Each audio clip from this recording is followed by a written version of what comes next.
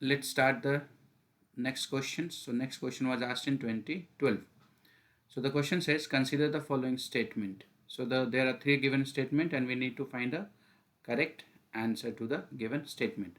So the very first statement says that union territories are not represented in the Rajya Sabha.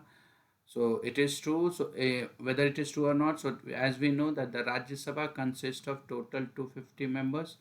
Out of 250, 238 were coming from indirect elections. They come from indirect elections, and the rest 12 are been nominated by the president.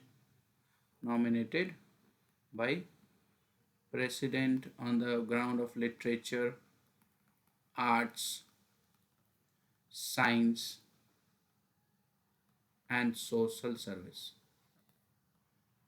So a person having a practical or knowledge related to the literature, art, science, or social service.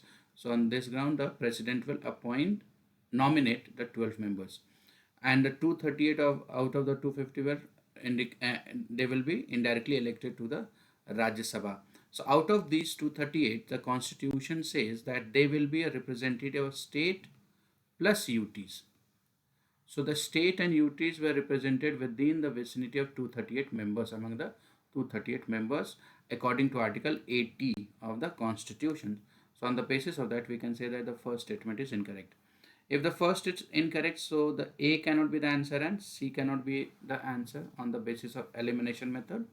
Now we are left with the B and D. So if we find that whether B is correct or incorrect, so we will be finding, or we will be in a positions to mark our answer, because if 2 is correct, so B will be answer. If 2 is incorrect, so D will be answer, because B says 2 and 3 only, and D is none of the above statement are true. So let's analyze the second statement. So it is within the preview of the Chief Election Commissioner to adjudicate the election disputes. So whatever the election disputes arises, whether it has been election disputes related to MPs, MLAs, or also if you include the election disputes related to president or vice president.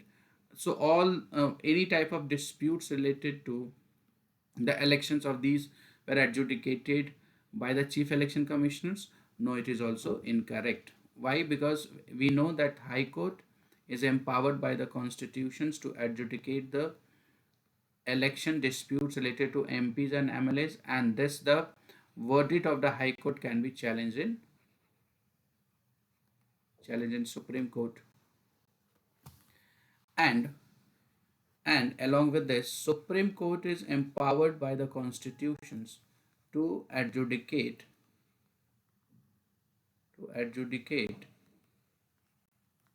the election disputes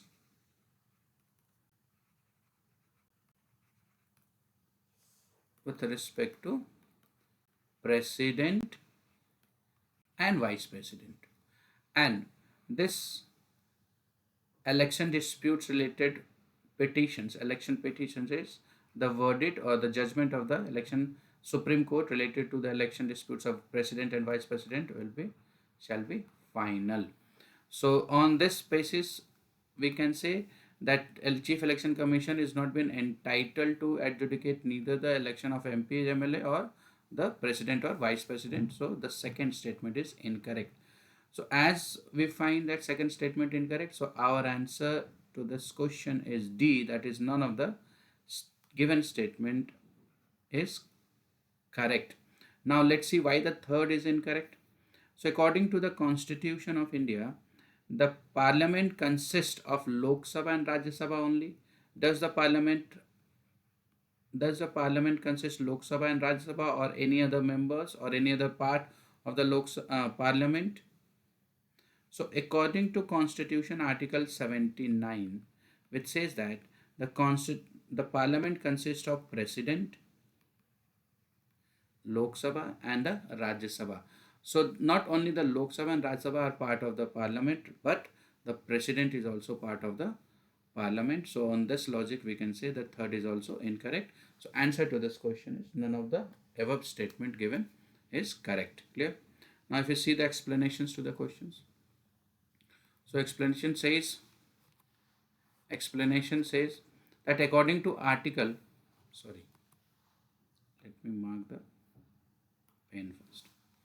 So explanation says that according to Article 80 Clause 3, the maximum strength of Rajya Sabha is 250, out of which 238 members are the representatives of states and UTs. It means that UTs are part or represented in the Rajya Sabha. So on this logic, the first statement is incorrect. And the 12 members are nominated by the president on the ground of literature, art, science, or social science. So the first statement is incorrect. Now if you see the election disputes, so it has been provided that no election to either House of Parliament or a state legislature shall be called in a question except by an election petitions presented to the High Court. So only through election petitions, the elections of the MPs, MLAs can be called to the High Court, and related to President and Vice President, it will be called to the Supreme Court. A right to appeal to the Supreme Court from the order of High Court is available to the aggrieved party. So this is a right to appeal is also available for the on the judgment of High Court.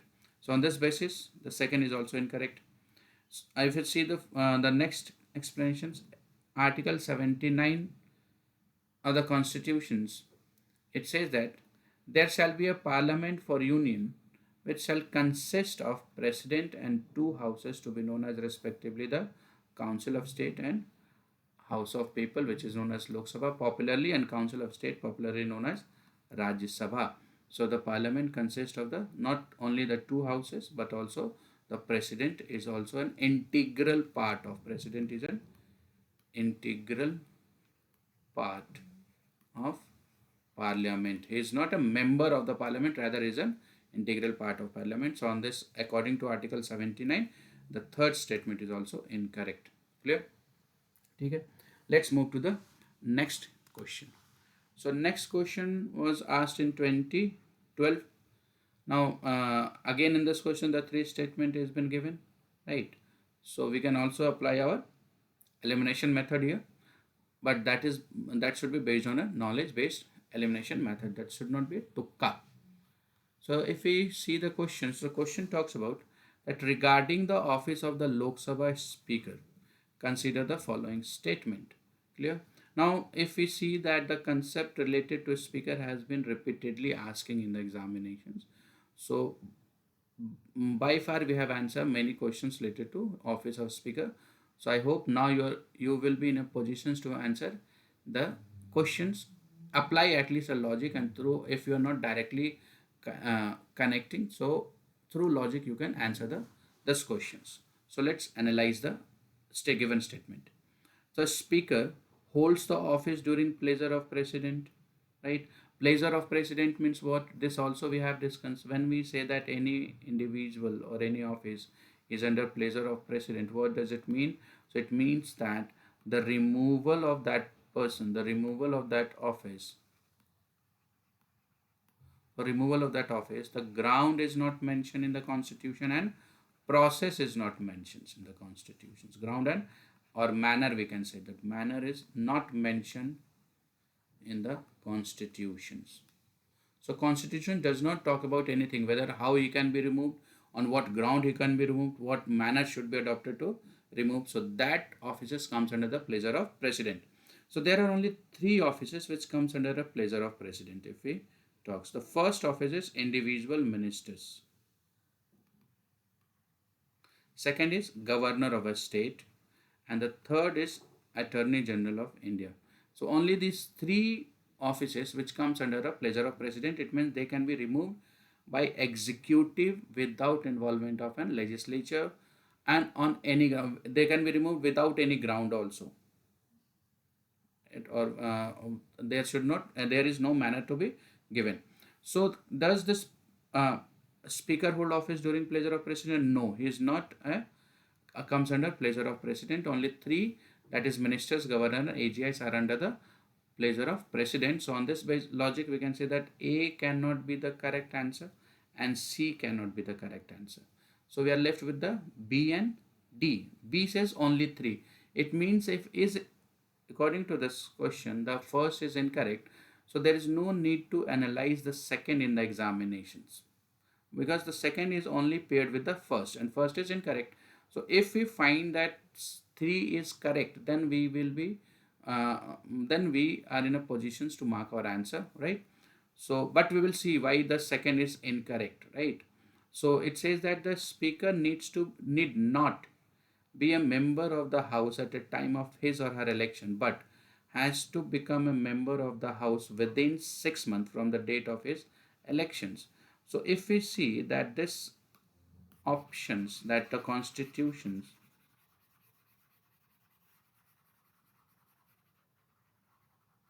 so here two concept has to be understood. First, how the speaker is elected, right? How a person can become a speaker. A person can be elected through elections, elected, and who elect? So it has been elected by the Lok Sabha members amongst its own members, amongst its own member. What does it mean? That Lok Sabha choose among its own member means to become a speaker, to be an elected as a speaker, the person has to be a member of Lok Sabha. Then only he can become a member, or then only he can become a speaker. So the statement which says that he should not be a member of the house before at the time of his elections. After that, he can, within a period of 6 months, he can become a member from that date. So this statement, the second statement, applies only to ministers or prime minister at this union, at the union level, not the speaker, deputy. It is not applied to speaker, deputy speaker, or deputy chairman. All these, the speaker, deputy speaker, or chairman has to be a member before they have been elected, because the constitution says they are only the members, speakers are elected amongst its own member. Clear? So on this logic, the second is incorrect. We can say that this is incorrect statement. Now if you see the third statement, that if he or she intends to resign, the letter of his resignation has to be addressed to the deputy speaker. Yes, it is true. So the address to the ways other than the removal and period of time, he can also resign from his office, and the resignation of his speaker should be addressed to deputy speaker, and deputy speaker resignation should be addressed to, so speaker resignation addressed to deputy speaker, and deputy speaker resignation should be addressed to speaker. So this third statement is correct statement. So we can say that answer to this question is B. That is only third statement is correct. Clear? Now if you see the explanations to these questions. So Article 93 of the Constitution talks about a speaker and deputy speaker of the House of People, that is popularly known as Lok Sabha. So Lok Sabha must elect a speaker who presides over the session of the House, a deputy speaker who assists the speaker and acts in their absence. Both of the speaker and deputy speaker are elected from amongst the member of the Lok Sabha. It means to be a member of the Lok Sabha, to be a speaker, the person has to be a member. So it isn't compulsory that that person has to be a member. So it cannot be, after elections, it cannot get elected or nominated to the house, right? So on this logic, the second is incorrect. Now if you see the Article 94, which talks about vacations and resignations and removal from the office of speaker and deputy speakers. So resignation, the speaker or deputy speaker of Lok Sabha may resign from his office at any time. Yes, the resignation might be addressed to, not to the President of India, but to the speaker and deputy speaker. So if the president and this deputy speaker is resigning, so he should address to the speaker, and if the speaker is resigning, he should be addressing his resignation to deputy speakers. So how he can be removed? The speaker and deputy speaker can be removed from office by resolution passed by the Lok Sabha. Such resolution must be passed by majority of members present and voting, that is through the simple majority, that is through the simple majority. Clear? So on this we can say that the third statement is correct.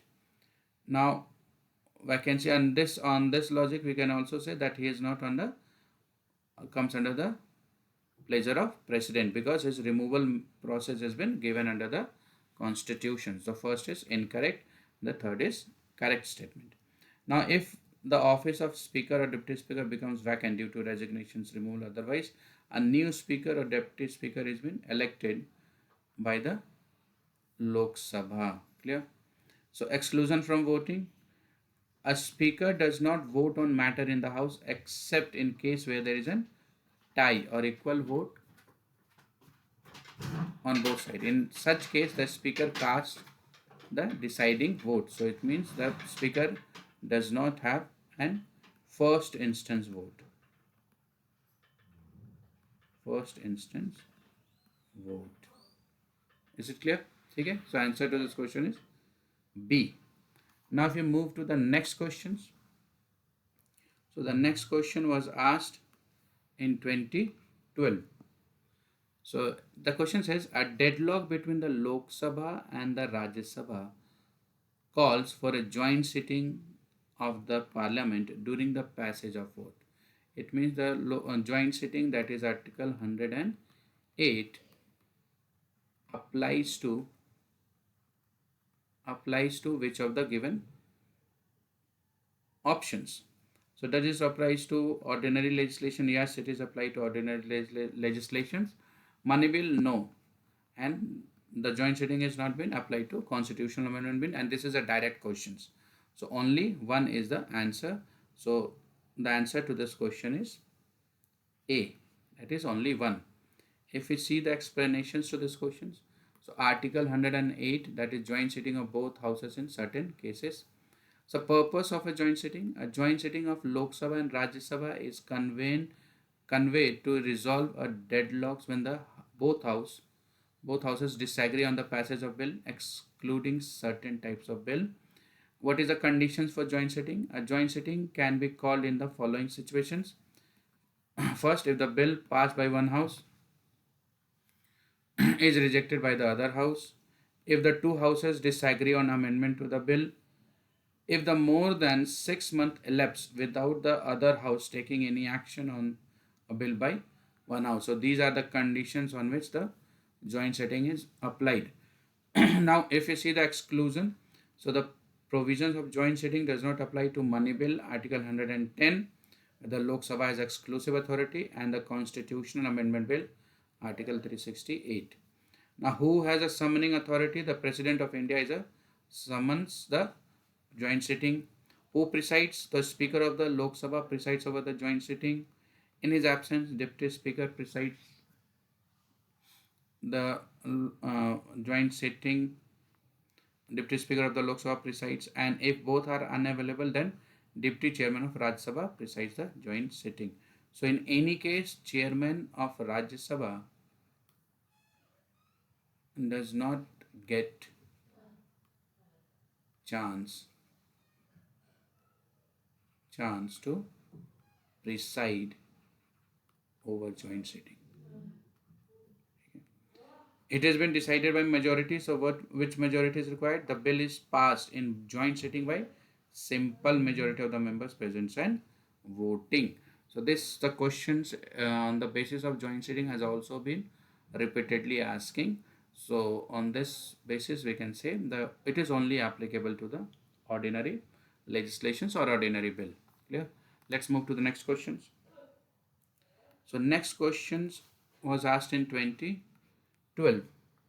Now the question talks about which of the following special powers have been conferred on the Rajya Sabha by the Constitution of India. So as we know that the two houses, Lok Sabha and Rajya Sabha of a parliament, having a power in a different power in a different circumstances. So there are three types of power. If you see that the one where the Lok Sabha and Rajya Sabha has equal power, there are certain circumstances where both have an equal power.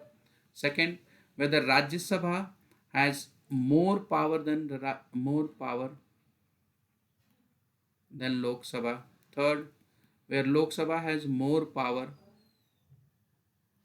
than Rajya Sabha. So these are the three circumstances related to if we compare the Rajya Sabha and Lok Sabha. So let's analyze, and it's asked that where the second type, where the Rajya Sabha has more conferred the special power or more power than the comparison to the Lok Sabha. So if you see the first, to change the existing territory of a state and to the change of the name, that is through Article 3. Does the Article 3 belongs to the Rajya Sabha? No, it is incorrect. Article 3 can be introduced in either house of parliament. So it is not an the A is not a special power to the Rajya Sabha. Now if you see the second, to pass a resolutions empowering the parliament to make laws in state list and to create an one or more all India services.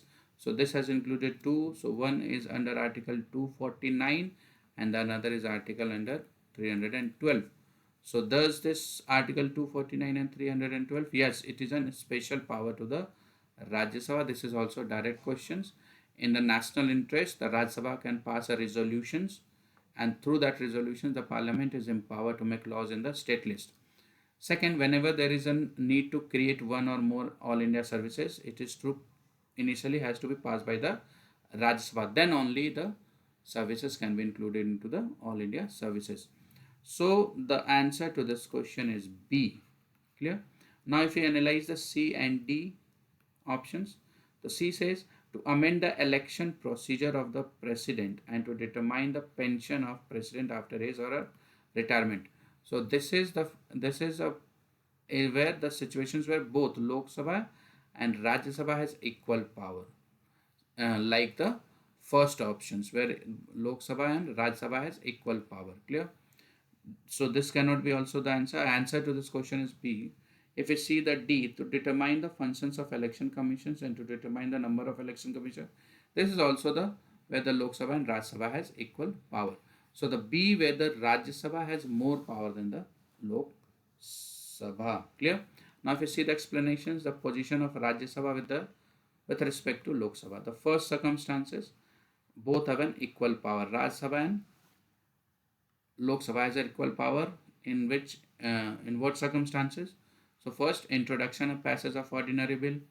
Second, introduction and passage of constitutional amendment bill. Third, introduction and passage of financial bill. Second. Fourth, election and impeachment of president. That says your C options. Then next, election and removal of vice president. F, making a recommendation of president for removal of CGI, Chief Justice of India, and judges of High Courts and Supreme Court. Approval for proclamation of all three types of emergencies by president. Special selection of ministers including prime ministers. Considerations of the report of constitutional bodies like CAG, finance commissions, UPSC and all, where the both of the houses have equal power. And the large enlargement of jurisdiction of Supreme Court and High Court, UPSC has been power of both. Now if we talk about the special power of the Rajya Sabha, special power means the Rajya Sabha has more power. So there are only two circumstances. Article 249 we authorize the parliament to make law on a subject enumerated in the state list in a national interest. And 312, that is creation of all India services. So on this logic, the B is correct. Now if you see where the Rajya Sabha has less power than Lok Sabha, all matters related to money bill, the speaker presides over joint sitting of the both houses. Rajya Sabha can only discuss the budget and cannot vote on it. A resolution for discontinuation of national emergency can be passed only by the Lok Sabha, and no confidence motion. So these are the circumstances where the Rajya Sabha has no power or less power with respect to the Lok Sabha. Rajya Sabha. Clear? And this question has also been, and the concept on this question has been also been repeatedly been asking in the examinations. Okay? Now if we move to the next question, that has been The question was asked in 2012. 2012. So it says that which of the following are the methods of parliamentary control over public finance in India? So the question tried to ask that how the parliament control the public finances, right? It means the executive has to take authorizations from the parliament. Control means parliament approval to use the public finance. Control means parliamentary approval required for use of public finance. So we need to find among the given statement, that is among the 5 given statement, which of the following is an control. So if you see the placing annual financial statement before the parliament, that is budget. Yes, then budget, the parliament used to pass an appropriation bill, or it can deny the budget through the use of cut motion. So we can say that it is been given that it is a control. So the first is true. Sorry, here the answer has been marked, but also we can use the logic. Let's see the analyze the this questions. So the first is true.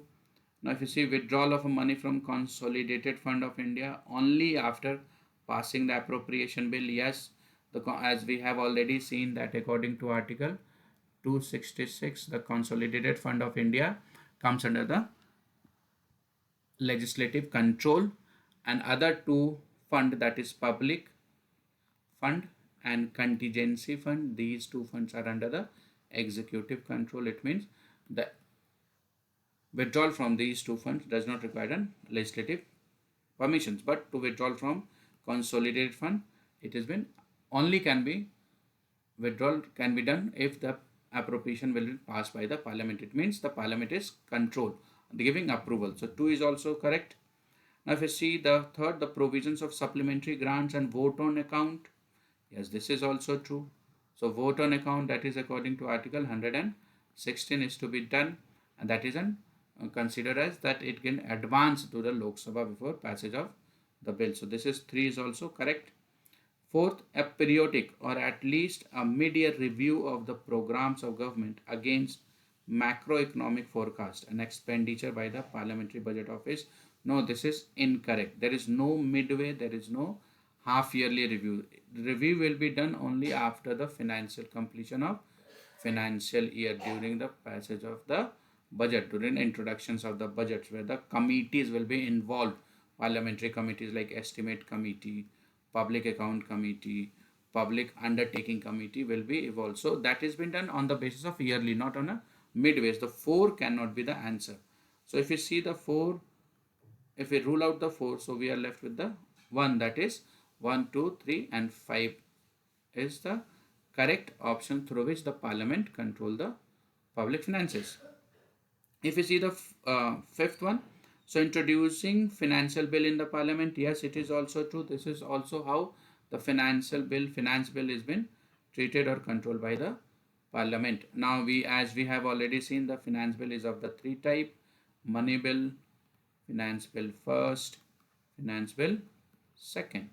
So this is to be controlled. So answer to this questions which has been marked, sorry for that, is A. Now if you see the explanations to these questions, so article 112 of the constitution mandates the president to lay the annual financial statement, that is union budget, before the both houses of parliament, providing an overview of the government's revenue and expenditure. It means the parliament is the budget is under the control of parliament. So on this logic, this is true.